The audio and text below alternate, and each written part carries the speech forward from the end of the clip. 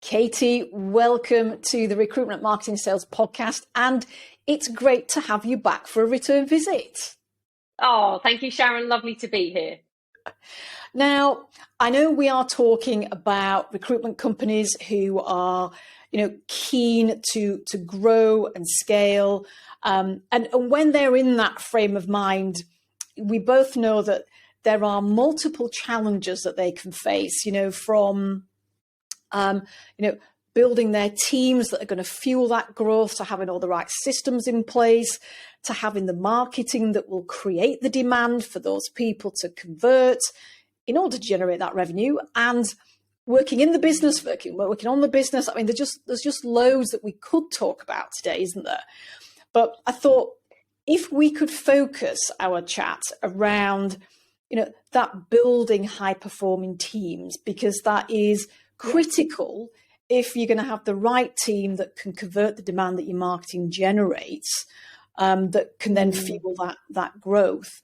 So, but before we dive in and I ask you lots of questions to get some real pearls of wisdom from you, maybe you could share for some of our listeners who will be new and regular listeners a bit about your background and what led you to be, working with Nicky and partnering there at Centred Excellence.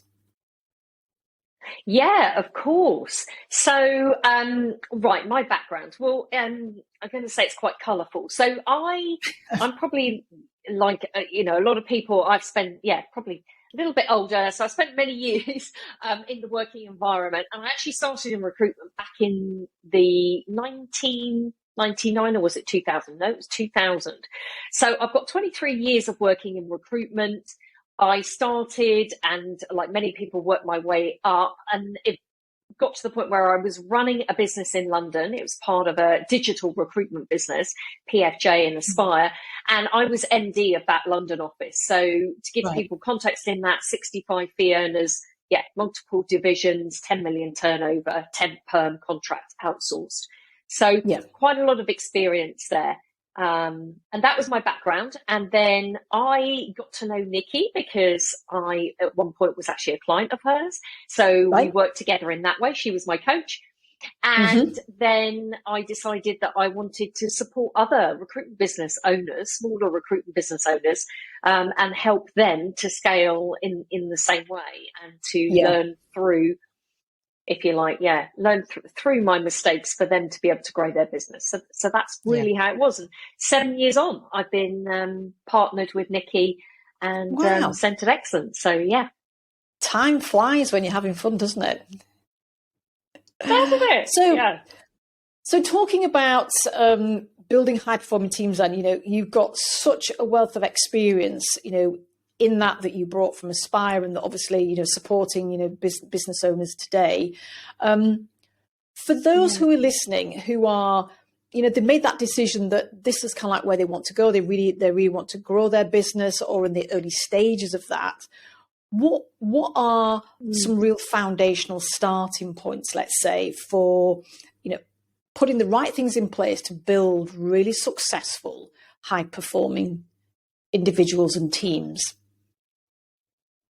Yeah, great. So I think the first thing to say is that every team is different, and there are certain characteristics of a high performing team, and also how to grow that high performing team, as you were saying.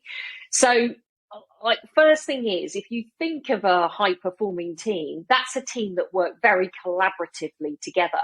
And one of the things that our clients are often come to us for, or looking for, one of the things that isn't necessarily as successful in their business as they'd like it to be, is that consistency of cash flow. So a lot of clients will be having yo-yo months. And so one of the things that they want is, we want that consistency of revenue to generate the profit that we want. So to generate that profit and to generate that consistency, it starts with the people that are within that organization.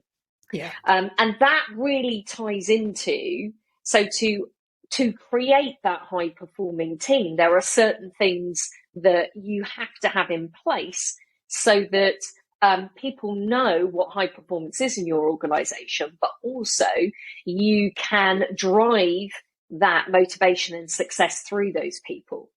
And the first thing is you've got to have an intention. So what's your purpose as a business? And what is that purpose? And does that purpose move your people to taking action outside of their comfort zone? So if you want to create an extraordinary business, you need to create an extraordinary culture. And that starts with your vision, your mission as a business, and then that cascades into your values and the principles that are key to your culture. So, because you want to create that sort of one team mentality, that's really what it's about. And not that long ago, I was very lucky actually to meet one of the Olympic gold medal women's hockey winners, players. Oh, right, yeah. And and she actually, her name's Beth, and she actually talked us through what it was that made that team a high performance team, what moved them from being bronze back in, I think it was 2012, to actually winning the gold in 2021.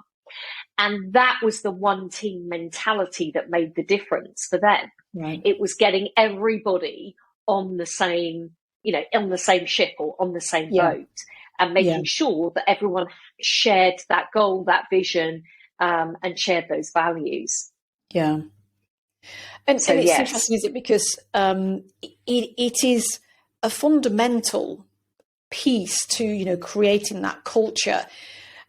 And for some, it's not the easiest thing to get your head around. But once you do, to get right, boy, it can really make a difference, can't it? I think that's kind of like what we see. And so I know if I think back to my own corporate days, and I was talking to them about this yesterday, that I can see as I walked into reception of several pharmaceutical companies' head offices, there'd be that big picture on the wall in a stunning frame of the vision, the mission, and the values, and that was That's almost right. it. And I am going back quite a few years, and so it's all right doing that exercise, but then how do leaders in those businesses, how do they bring that to life and generate it so that actually people are living and breathing it? Because that's really the time when you leverage it and you've got that one team operating and really driving that ship in that direction, haven't you? Because otherwise it's just words on paper or whatever. And it's more than just having it around the office. 100%. So you want to align your team to a vision, but it needs to be a vision. Well, there's a couple of things first. The vision needs to be clear, inspirational, and communicated. Yeah. And you're right. Yeah, there's one thing having it on the wall, but there's another about how is that going to get me to move outside of my comfort zone so that when something happens today in the office, that I then need to take a different set of actions, that maybe there's a sense of fear around or uncertainty. How ingrained or how engaged am I to move mountains for me to actually go outside of my comfort zone to do that? And that's the difference. You're absolutely right. So the vision needs to be clear, first of all, but it does need to move mountains. And as an individual, I need to feel like I'm part of that vision. So what is the role that I play within that company vision? And that boils right down to my job, my responsibility, the actions that I take, the behaviors that I demonstrate in that business, so that we can make sure that when a challenge or a situation arises in my day-to-day, which we know it's going to for every single person, Absolutely. I have those principles and those values that I can then automatically tap into to say, okay, this has just happened. So how am I going to respond to this? What is it that I'm going to do? What are the behaviors that I'm going to lead from? And so you want the values to cascade into people's role and responsibility, and then the how in which they do the actions within that role and responsibility. Yeah. So, I mean, to give an example of how this can work, if somebody then has, let's say, a monthly, or maybe they have an appraisal system, or they have a monthly meeting, or even just their one-to-one with their line manager, it's okay, what are the behaviours that I'm going to be monitored and measured against? So back in the day in Aspire, just to explain this in a context, because it's probably the best way to do it, we used to have values, and those values underpinned every single action that we took. So if there was a situation in, how do I interview that candidate, I would be employing my values into how I actually went about interviewing that candidate and the way in which I did it. So we used to have a saying, cut somebody in half and they'll bleed, Aspire. And that was because the culture, it was so ingrained in people in the way in which we did everything. Yes. Yeah. And it just makes it so much easier for that leader to manage performance, but also to support people to really take the action that's required. Yeah. Because in the marketplace today, certainly in the world of recruitment, nothing is easy, is it? It can be simple, but it's not easy. Yes, no, absolutely. And I think, something that, we've both sort of talked about before is, it's an incredibly competitive marketplace. And yes, I think one of the common things that people say to us, I guess with a marketing hat on is, I want to stand out, I want to be different, but we're all recruitment companies. So, we're all doing the same thing. Well, actually, my experience, over the years is, no, they're not all doing the same things. They're not all operating in the same way. And actually, putting that work in to have that clarity and putting those foundations in place and coming at it from a values point of view and living it in terms of how you offer your service and the experience that clients and candidates have, actually, that is part and parcel of being able to, stand out and position yourself quite differently in the market. I mean, that, I don't know what your thoughts are, from that perspective. Yeah, I mean, 100%, I totally agree with you. One of the things that is so important for an organization to understand is their customer base, isn't it? Because if I'm going to cut through the noise of what is out there in the market today, which is this constant interaction 24/7 of people, promoting themselves to you. Let's just look at what happens on LinkedIn. You've got to have a message. You've got to have a voice that is going to cut through that noise, but also speak directly to your avatar. So to do that, we've got to get in the head of our avatar, and we have to understand the pain points and the desires of the avatar, so that we can really get our marketing and our messaging and our actions and our behaviors to speak to those pain points directly, because then it makes it very easy for that avatar to say, hey, do you know what, Sharon, you're the person that I want to come to because you understand what it is that I'm going through. And so it makes it easy for me to choose you. Yes, no, absolutely. And, and I suppose as we think about teams, there are all different kinds of characters, personalities, and talents within a team, Katie, aren't there? And so, if you're a leader with, this wonderful kind of like mix of individuals, what are some of the other elements, let's say, that you can do to harness those individuals so that they perform as individuals, but they obviously can come together as a team? Yeah, so it's breaking it down. You've got the team and the team working as one, but then you're right, within those parts are individuals that have their own super strengths. So we want to identify where those people's strengths are. So what is it that they're actually naturally really good at? We have a saying, we call it being in flow.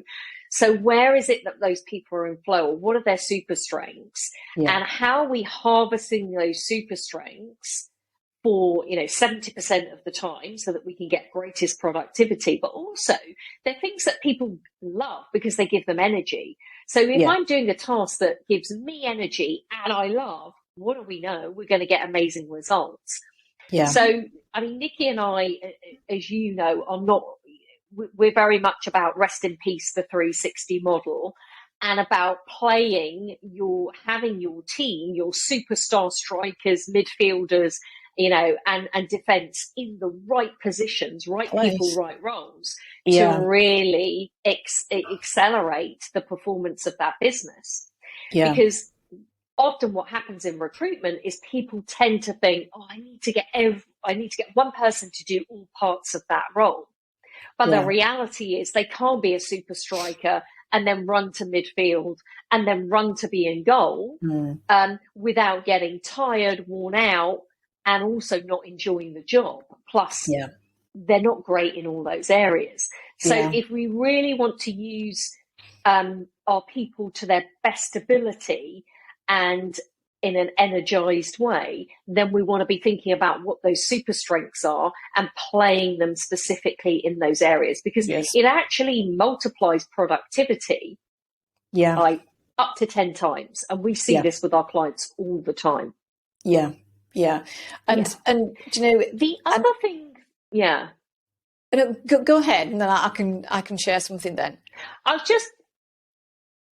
just going to say for people to identify what they're best at, but also one of the other things for a team is to actually think in that way and to get an understanding from a mindset point of view of when we're playing at our best, what does that look like? And what behaviours do we bring and what actions do we take? But also what can self-sabotage that? Because I know that mindset for people is actually what often holds people back from taking the action. It's not always the action itself. It's actually about how I perceive that action or what I'm concerned about if I take that action. Because there's two reasons why people don't take an action. It's either I don't know why, because I don't know what the benefit of me taking that action is, or I don't have the skills. I don't know how I'm going to do that. So they're two things that as a leader, you have to get really curious about and good at, because one is about helping somebody overcome those emotional states that self-sabotage and stop me. Like, I want to play outside my comfort zone, but how do I do that if I've got limiting beliefs in the way? And then, am I skilled? Have I got the skills that I need to do that job? So sorting out the mindset in order to then actually apply the skill. And if they've got the skill, fantastic. If not, then we enhance that skill. We give that skill and we enhance it. But actually, whether you've got the skill or not, if the mindset piece isn't there, if the fear of stepping outside their comfort zone, if the fear of failure, the classic, the fear of failure, what if it doesn't work?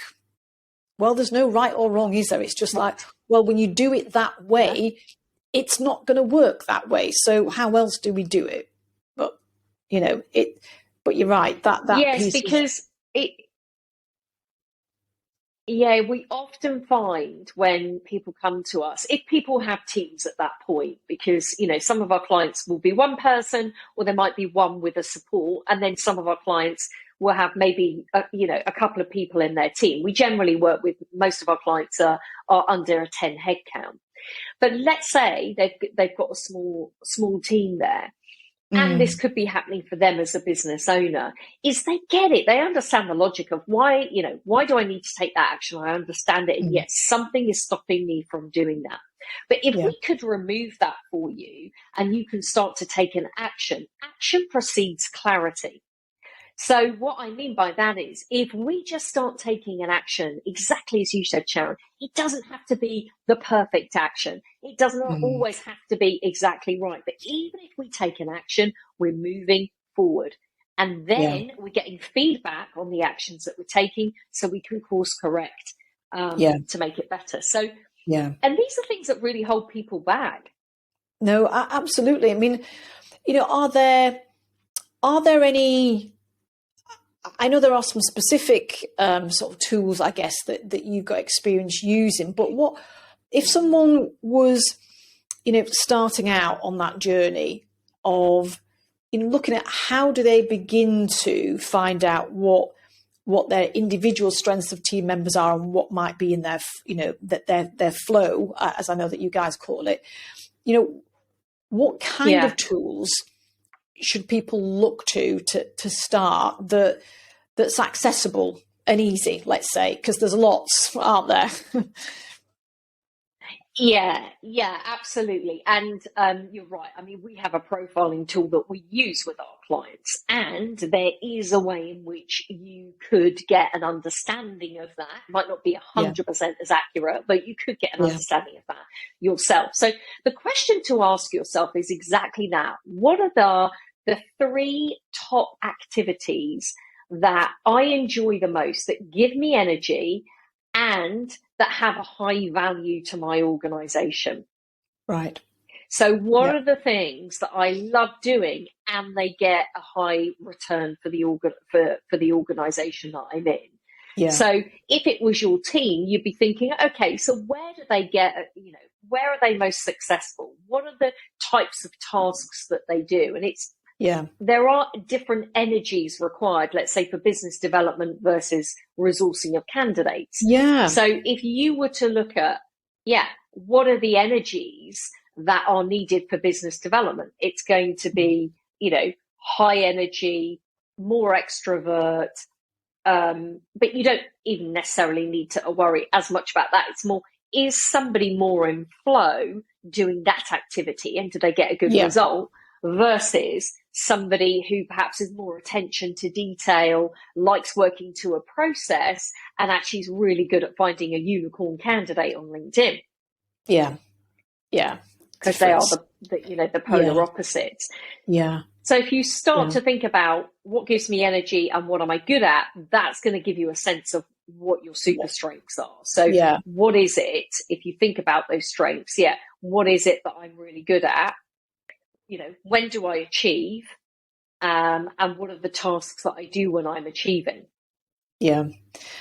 And I guess there's the flip, isn't there? That's the obvious of, and what do I find draining? Because that's kind of an obvious thing to kind of look at. Well, okay, what do I do less of?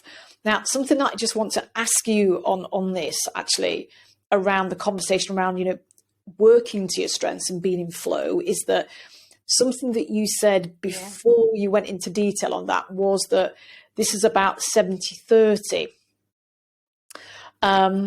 Yes. And so do you mean that it's about, playing to your strengths 70% of the time and then recognizing that actually 30% of the time there are going to be things that, they might not sort of float your boat and get you so excited, and there are things that need doing? Because I know perhaps in some of the profiling tools that I've used, with my leadership hat on in the past, it's really super easy. And I'm sure you've seen this, where people kind of label themselves as, well, I'm this, so then I only do this.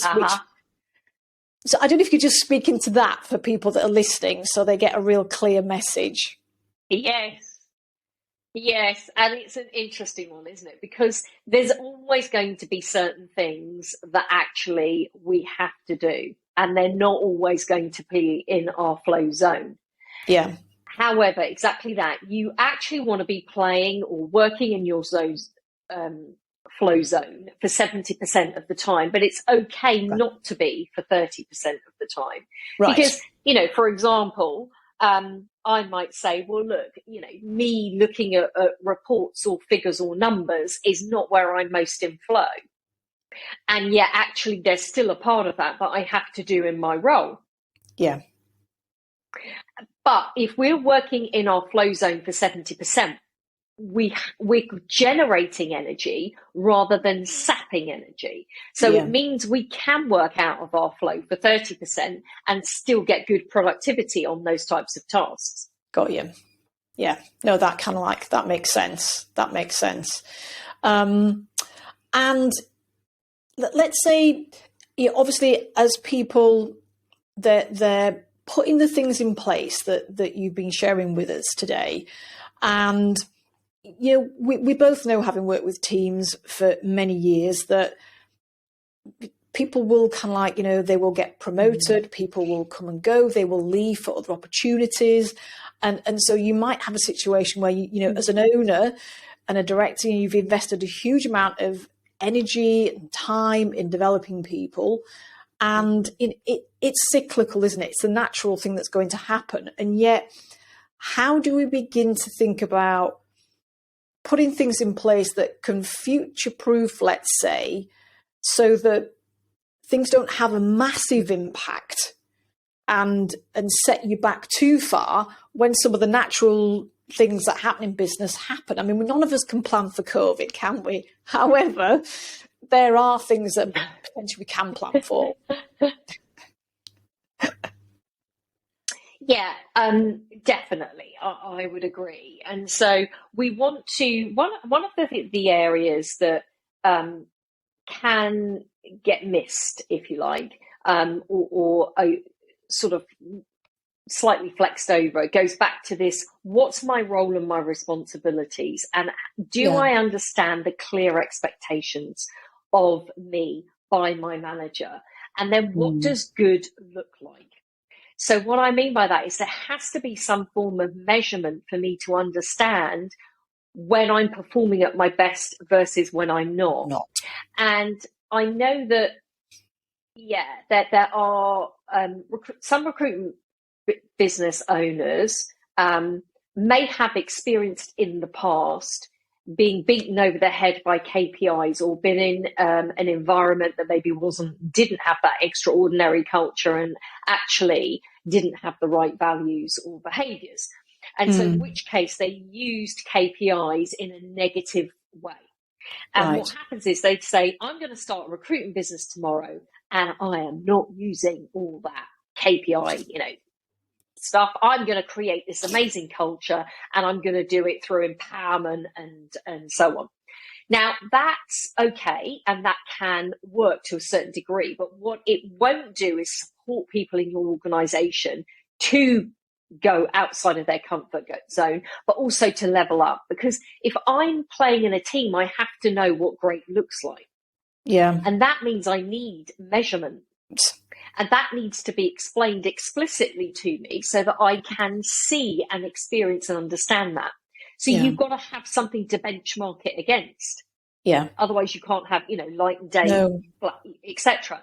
Yeah. So we have to make sure that we put this, and this can be in people's role, responsibility, they have a measurement, but they actually understand the importance of that role and what they need to do to deliver that within the organisation. And that can be promotional criteria too. Yeah. But it is very important that people have that understanding. So actually, key success factors, whatever you want to call them, numbers are important in a business because it creates accountability and it gives people something to strive and perform, over and above. Yeah, absolutely. And I had to smile when you mentioned about, that, people kind of like leave organizations and think, what, I've had my time with KPIs. I'm going to do it differently, because I was that person many, many years ago thinking, I've had enough of corporate, kind of like, being everything being monitored and measured. And yet I did very quickly realize that there's a reason why some of these big corporate organizations are super successful, because they have amazing systems and processes. They're good at getting people to follow them. And you know what? I was successful because I followed them, Katy. So that's right. Why would I not want to then go and replicate that? But I think sometimes it's that you kind of like, you sort of like, you want to cast off all the past without realizing there's a lot in that past that actually contributes towards you being really successful. So I do smile when I see is so true. KPIs, and you're right. People need to have and something to aspire to, and to know, how will they know when they've got there? Well, if we don't measure it, we won't know, will we? Exactly. Exactly. And you touched on a really interesting subject there as well, Sharon, which is about processes and systems. And it's interesting because a big part of what we help our clients to do is to actually create systems within their recruitment business that give certainty, that give consistency, that give accountability, but actually develop and accelerate results. Because business owners who start their own business have so much, like they're giving 7-star service. What they do, they are absolutely top of their game at. That's why they want to start their own business. Yeah. Where they get stuck is then, how do I take that out of my head and put that into systems and processes that can be replicated in my business, so that I can then put people on top of that system and it is going to work. So I have a hands-off business that if I wanted to, I don't have to be working 24/7, getting sucked in and making all the key decisions. The systems actually do the heavy lifting for me, and they run our process. And you've hit on something so important there, because that's one of the biggest differences to actually creating a business that can either be sold, the business owner doesn't have to work 24/7, or that you could just even simply go on holiday and not be having to take the calls, getting sucked back into work, but also having that headspace and time to spend with your family. Yeah. No, absolutely. And if you were to summarize, let's say, 3 key things that anybody listening, if they're looking to begin to really kind of accelerate that growth and scaling of their business, because we work with very similar clients, kind of under 10, don't we? What would be the 3 key things that you would say, do this, and you're on the path? Sorry to put you on the spot. Okay, three is pretty hard. Do you know? It's a starting point, mind. It's not the whole thing, just a starting point. Yeah. Okay. There's 3 things that I'm going to call them the 3 P's in any business: process, your processes, your people, your profit. Yeah. And you have to have, because you've got to have people and processes to create the profit. So, but the first thing you need is a process to then hire a person to follow that process. That process, you've hired that person, they then create the profit, which means I then have more money to invest back into the next process that I can then hire more people for to create more profit. So the first thing that I would say is, are you working in your strength? Because there's a really great quote by a guy called Dan Martell, which is, you don't hire to grow your business, you hire to buy back your time. Love it. Yeah, absolutely. So you don't hire to grow, you hire to buy back your time. Because actually, our time is more valuable than money. So if we can make sure that we're spending 70% of our time in our super strengths, we will generate 10, 20, it can be up to 100 times more profit for our business than if we're changing, doing, I don't know, credit control or something else. Yeah. But we can hire people into those positions around us that probably take a quarter of our hourly rate, what we could generate in that hour, to actually do that process. So that's actually how you scale. Yeah. Love it. Lovely. Very succinct. Well done. So I don't know if that's answered that. Yeah, no, absolutely it is. Listen, I don't know. I could sit here firing questions away all afternoon, but some real gems there for people to take away, and thank you for joining us here. And maybe we'll have you back again at some point. We can talk further. But listen, thank you, Katy. Really appreciate your thoughts and ideas, and some real great value there for listeners. So we'll talk soon. Oh, thank you, Sharon. Thanks, everyone. Bye-bye. You're welcome.